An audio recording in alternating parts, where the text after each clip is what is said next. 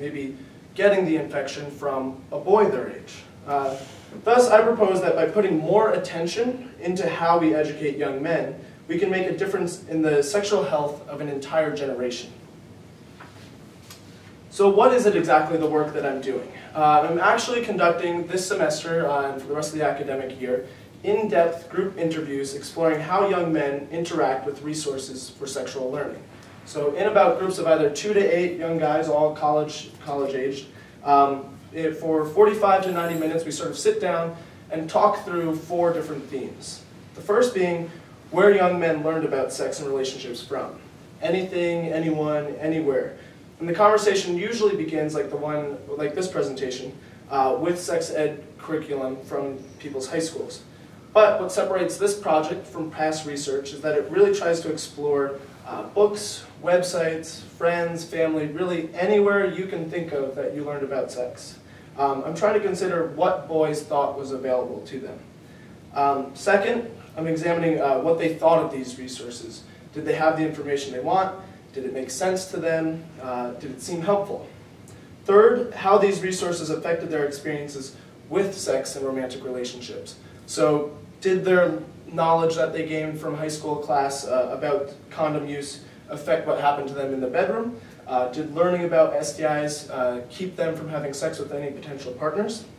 And fourth, finally, I want to look at what young men wish there had been for them when they were growing up. So if they could create the perfect sex ed resources, put it in a time capsule, and send it back to themselves in the 8th grade, what would it look like? What would the information inside it be? And so in the initial sort of pilot versions of these interviews, what have I found? Some of it's already really, really exciting and has broken from past research. And usually, so in the instances in which young boys were able to find either a book or some sort of website online, they felt like they really had to do it in secrecy, maybe related to that sort of culture of silence that I was talking about earlier. So that if they did find a book, they would abscond to their room and read it quickly and hide it back on the shelf and act like they had never looked for it. There's also been a real break in the few interviews I've done so far. Most research has considered that boys really wanted more information on the lives of girls and considered girls a mystery.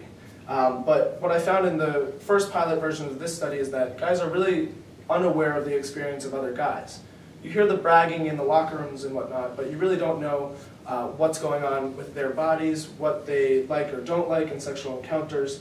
And so this is some really new, exciting stuff that no one's ever really considered. So I'm not entirely finished yet, but I'd like to do a little plug for the guys in the room. I'll probably be asking you at some point this year to sort of sit down with a few of your peers and talk about your sexual learning experiences throughout your life.